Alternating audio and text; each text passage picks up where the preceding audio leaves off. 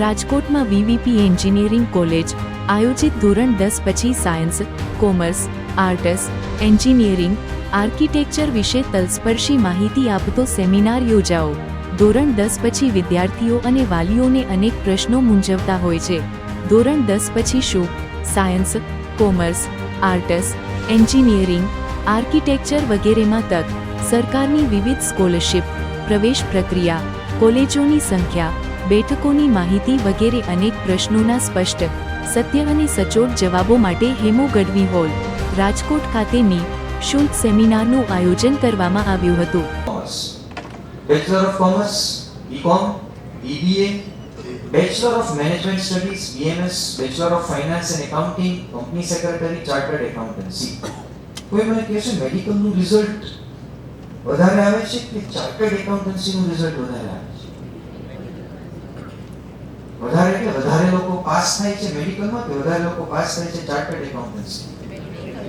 મેડિકલમાં વધારે લોકો પાસ થાય છે, ચાર્ટર્ડ એકાઉન્ટન્સીમાં ઓછા લોકો પાસ થાય છે। માસ કમ્યુનિકેશન એટલે એક બાજુ ડિપ્લોમા પણ થાય છે, બેચલર પણ થાય છે, માસ્ટર પણ થાય છે। મારી તમને બધાની એક રિક્વેસ્ટ છે, તમે 10th પછી 11th 12th લ્યો કે 10th પછી ડિપ્લોમા લ્યો, ડિગ્રી જરૂરથી કરજો।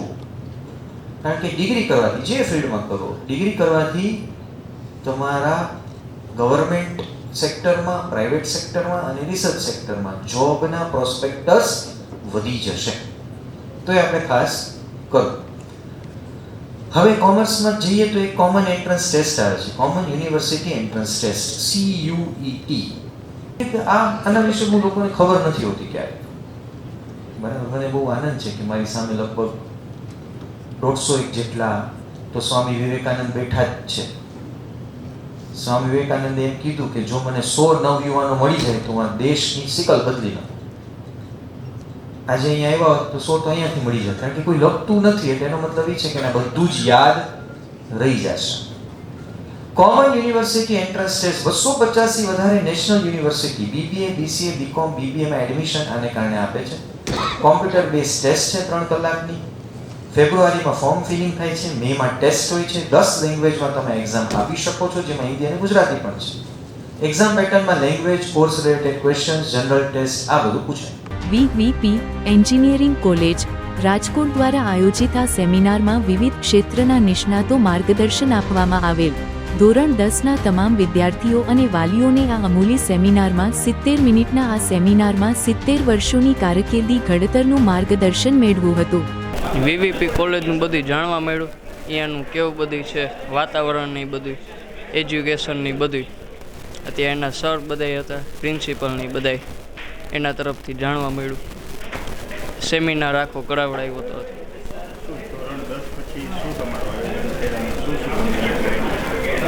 વીવીપી કોલેજમાં એડમિશન લેવાનું છે, ડિપ્લોમા ઇન સિવિલ એન્જિનિયરિંગ।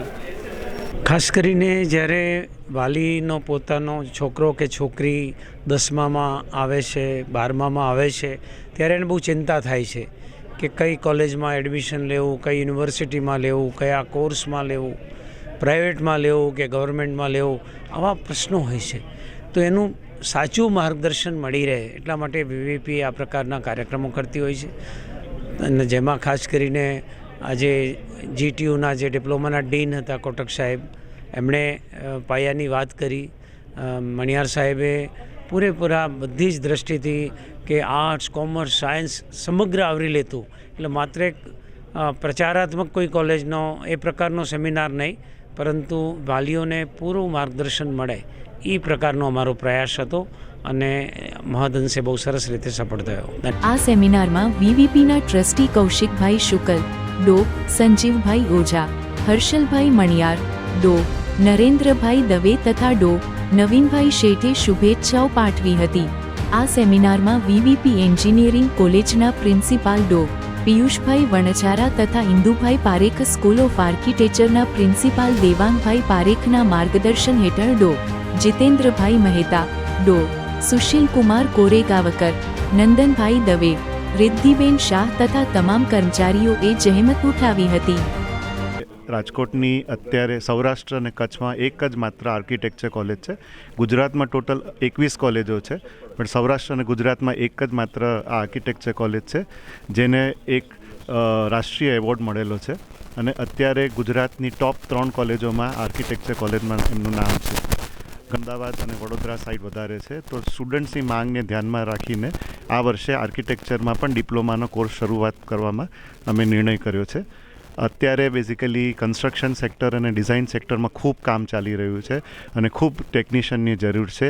એ હેતુથી બેઝિકલી 10મા પછી છોકરાઓને આનો લાભ મળી રહે અને આપણા વડાપ્રધાન મોદીનું એક સપના છે કે સ્કિલ સેક્ટરમાં આપણે વધારે ને વધારે જે ધ્યાન આપવું છે. એ હેતુથી પણ આ એક કોર્સ ખૂબ જ કામ લાગે એવો છે કે એઆઈ છે તે એક તમારી કલ્પનાને વધારવા માટે એક તમારું સાધન છે. જેમ વર્ષો પહેલાં જ્યારે આપણે હાથથી બધું કામ કરતા હતા, હવે કમ્પ્યુટર આવે અને કમ્પ્યુટરે આપણી ઝડપ વધારી અને સ્કિલ હોય, પણ આપણી મગજની જે આપણી ક્રિએટિવ જે શક્તિ છે એ તો હજી પણ વાપરવાની છે. એટલે એઆઈ અત્યારે આપણા માટે ભલે ચેલેન્જ હશે, પણ હ્યુમન અત્યારે જે આપણા નોર્મલ કોર્સમાં આપણે જે ભણી રહ્યા છે એમાં કોઈ ચેલેન્જ નથી થઈ શકવાની.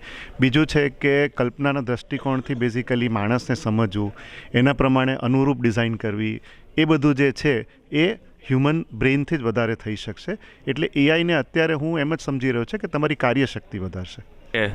30 વર્ષના 3 દશકાઓના વીવીપીમાં જે ડિગ્રી એન્જિનિયરિંગનું સૌરાષ્ટ્ર કચ્છના વિદ્યાર્થીઓ, આખા ગુજરાતના વિદ્યાર્થીઓને જે શિક્ષણ આપવામાં આવી રહ્યું છે, ત્યારબાદ હવે આ વર્ષથી વીવીપી છે એ ડિપ્લોમા એન્જિનિયરિંગ ચાલુ કરવા જઈ રહી છે. ડિપ્લોમા એન્જિનિયરિંગ 6 વિવિધ બ્રાન્ચમાં ચાલુ કરવા જઈ રહી છે અને જે આટલા વર્ષોથી વીવીપીના વિદ્યાર્થીઓ છે એ આખા વિશ્વના ખૂણે ખૂણે મોટી મોટી કંપનીઓમાં સારી સારી નોકરીઓ, એ ઉપરાંત જે વીવીપીનો જે મોટો છે કે ખાલી જોબ લેવા માટે નહીં પણ જોબ આપનારા બને વીવીપીના વિદ્યાર્થીઓ, એની સાથે સાથે હવે ડિપ્લોમા લેવલથી વિદ્યાર્થીઓને 10મા પછી પણ શિક્ષણ આપી શકાય અને સમાજની સેવા કરી શકાય, કે જે વીવીપીનો પહેલેથી જ મોટો છે રાષ્ટ્રાય સ્વાહા ઇદમ ન મમ, એ દિશામાં વીવીપી આગળ વધી અને આ જ વર્ષથી, આ જુલાઈ મહિનાથી વીવીપીને બધા જ જે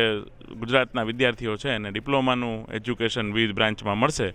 એના માટેના હવે પ્રયત્નો થઈ રહ્યા છે. એ માટે થઈ અને આજરોજ ધોરણ 10 પછી શું એનો સેમિનાર રાખેલ હતો.